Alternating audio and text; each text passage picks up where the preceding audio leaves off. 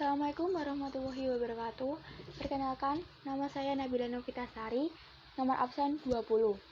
Di sini saya akan mempresentasikan tentang pertempuran Puputan Margadana dan agresi militer gerilya.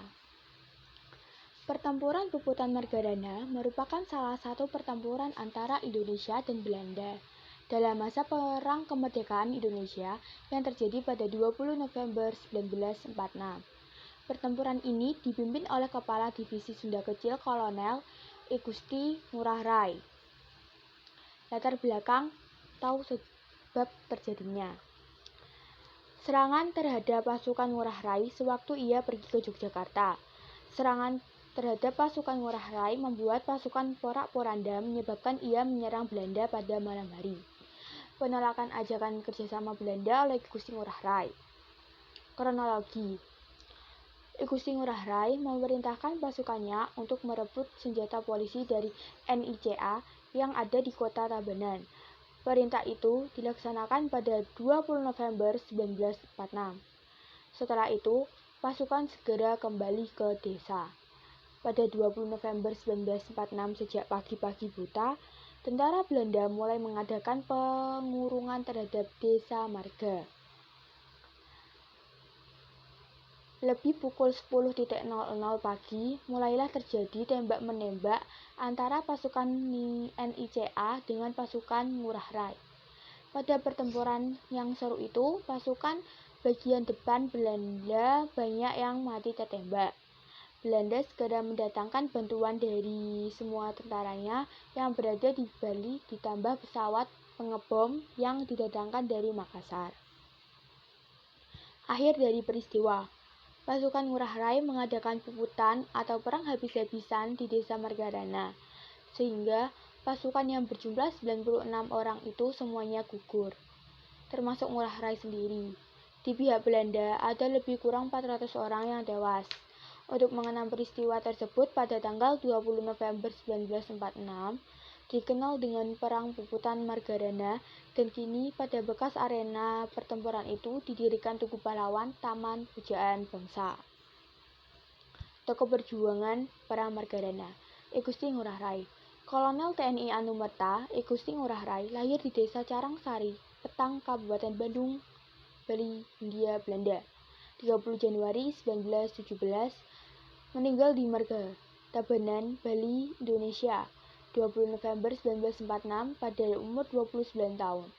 Adalah seorang pahlawan Indonesia dari Kabupaten Badung, Bali.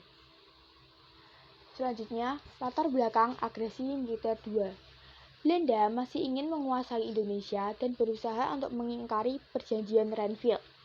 18 Desember 1948, Belanda mengeluarkan surat pernyataan bahwa Belanda tidak terikat lagi dengan persetujuan gencatan Perang Renville. Tetapi, surat pernyataan tersebut tidak dapat disampaikan ke pemerintahan pusat di Yogyakarta sebab dilarang oleh Belanda. Pelaksanaan agresi militer 2. Serangan militer Belanda terhadap kota Yogyakarta. Kedua, perang gerilya menghadapi agresi militer Belanda 2. Ketiga, serangan umum 1 Maret 1949 terhadap kota Yogyakarta. 4.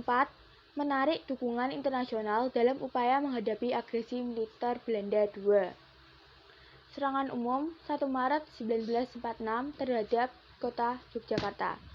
Belanda membagi tentaranya di berbagai pos di luar kota, seperti di Bantul, Gonjaran, Barongan, Gamping, Bantai, Cebongan, Medari, Beran, dan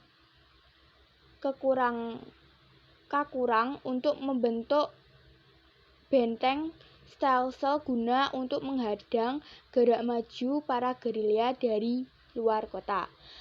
Serangan umum 1 Maret 1946 dilakukan serempak dari berbagai jurusan kota sehingga tentara Belanda sangat terkejut dan tidak menguasai keadaan. TNI mulai menguasai kota Yogyakarta mulai pukul 6.00 WIB hingga jam 12.00 WIB. Arti TNI hanya menduduki kota Yogyakarta selama 6 jam. 1. Memulihkan kembali kepercayaan rakyat terhadap TNI dan meningkatkan semangat juang anggotanya bersama warga masyarakat yang sedang bergerilya. Kedua, mematahkan mental tentara Belanda. Ketiga, mengatakan kepada dunia bahwa propaganda Belanda yang mengatakan bahwa TNI sudah dihancurkan. Kota Yogyakarta sudah dikuasai sepenuhnya oleh Belanda dan pemerintahan berjalan lancar adalah kebohongan semata. Keempat, menunjukkan kepada dunia internasional bahwa TNI masih kuat dan mampu memukul mundur musuh-musuhnya.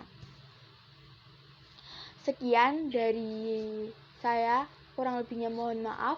Wassalamualaikum warahmatullahi wabarakatuh.